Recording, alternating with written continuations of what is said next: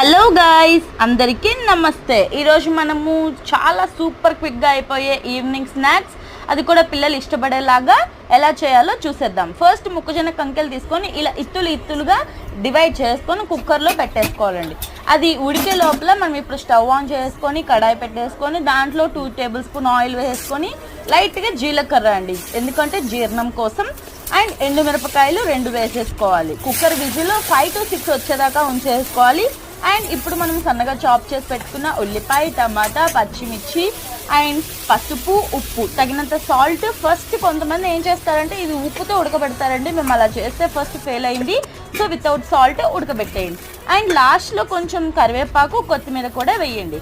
ఇప్పుడు ఈ ఉడకబెట్టిన చిన్న చిన్న కార్న్ ఉన్నాయి కదా, అవి కలిపేసేసి ఆనియన్ దాంట్లో నిమ్మకాయ పెట్టుకొని పిండుకొని తింటే వావ్ ఆసమ్ అన్నట్టుంది. మీరు తప్పకుండా ట్రై